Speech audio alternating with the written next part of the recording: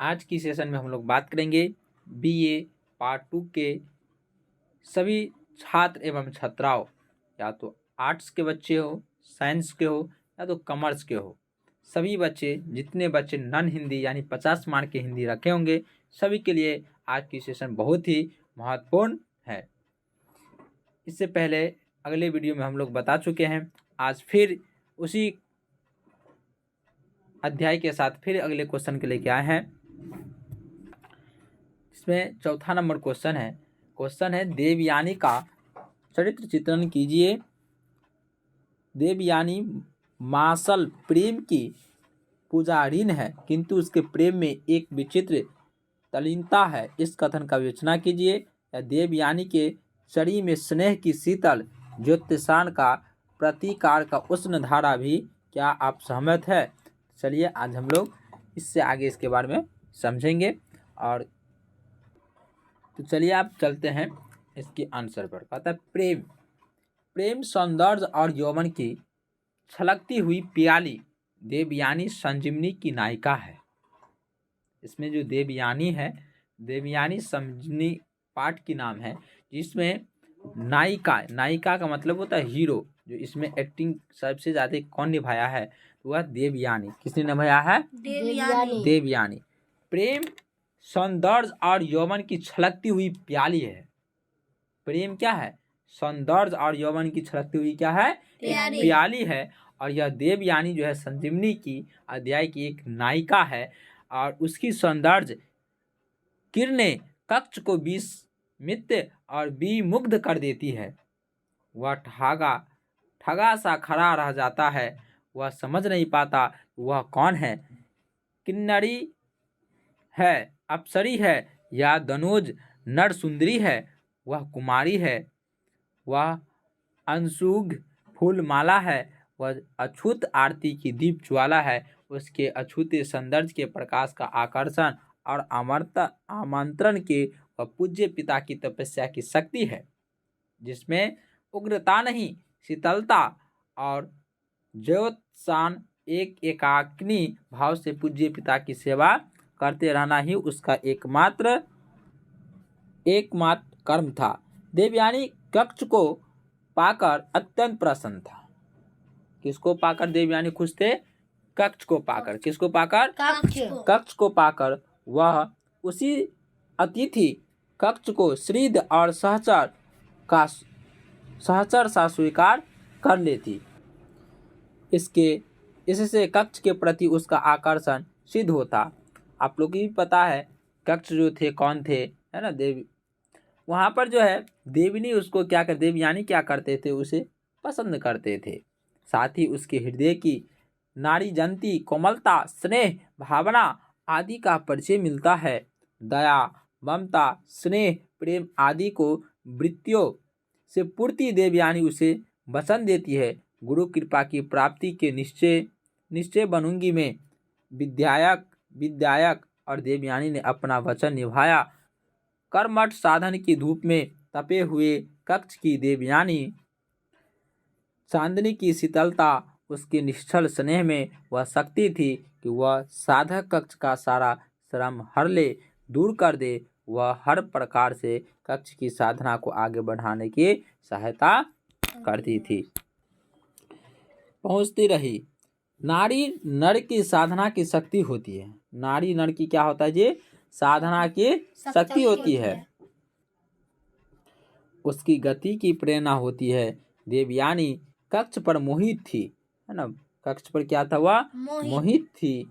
उसे अपने प्रणय की भूमिका उसने सहर्ष स्वीकार कर लिया था। वह कक्ष पर मोहित है। उसने मुख समर्पण कर दिया। उसके समक्ष कक्ष को पाकर उसके जीवन में सहसा प्रेम की गुज उत्पन्न हो गई, पर वह वासना की आग में दग्ध नहीं है। यदि देवयानी के स्नेह वासना की कीट रहता, अभिसार की लालसा रहती, विलास की योजना रहती, तो न तो कक्ष के साधना ही आगे बढ़ पाती और न देवयानी के चरित्र उत्कर्ष हो पाता।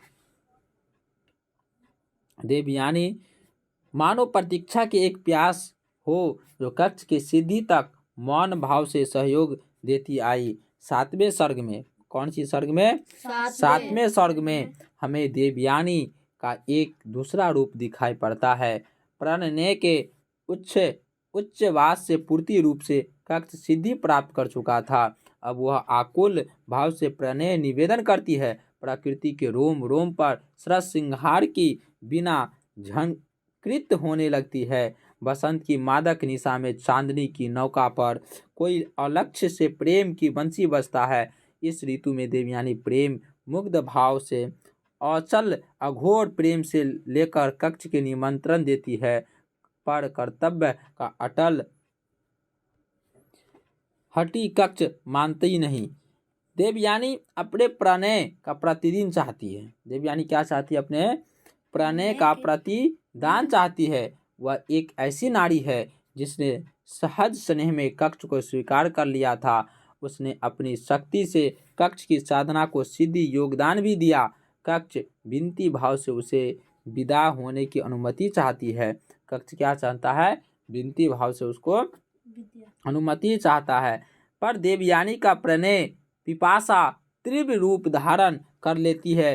प्रेम उसके अनुसार जीवन को पाने की प्रवृत्ति, प्रेम हृदय की वासना है। और कक्ष से उनको क्या हो गया था, प्रेम हो गया था। किसको प्रेम हो गया था, देवयानी को। किसको प्रेम हो गया था, देवयानी को। उसका रूप भौतिक होता है, यह कोई अलौकिक कल्पना नहीं। उसमें पावन मृत्तिका का बोध है। उसमें प्रणय की अपेक्षा कर क्रोध सहनी तरह तड़पने उठने वाली विकरालता भी है। हिंदी उपन्यासी सम्राट में प्रेमचंद का यह कथन है, स्त्री सब कुछ सह सकती है। स्त्री क्या कर सकता है, सब कुछ सह सकती है। दारुण से दारुणा दुख, बड़े से बड़ा संकट अगर नहीं सह सकती तो अपने यौवन काल की उमंगों का कुचला जाना। कक्ष को देवयानी ने पूर्ण निष्ठा से प्यार किया था, संपूर्ण प्राण शक्ति से उसकी भलाई की कामना की थी। अतः कक्ष द्वारा अपने प्रणय का अपमान होते देख वह जो है आहत समर्पणीय की तरह क्षुब्ध हो उठती है। वह आवेश में चीख उठती है। जिस धरा ने स्वर्ग के अभिजात को अपना लिया, स्वर्ग ने अपना उस धार के प्रेम को ठुकरा दिया। आज उस अपमान का मैं मानवीय प्रतिशोध लूं। देवता को आज पावन मृत्तिका का बोध दूंगी। और वह कक्ष को साप दे देती है। जब वह कक्ष नहीं मानता है, वो कैसे समझता है कक्ष की बेटी है और उनसे हम कैसे शादी कर सकते हैं। कक्ष की जो है गुरु का बेटी है और उससे शादी करे तो अच्छा लगेगा, गुरु की बेटी से शादी करना, इसलिए वह स्वीकार नहीं करता है। और जिसके कारण जो है उनकी बेटी जो थी, गुरु की बेटी देवयानी, उनको श्राप दे देता है।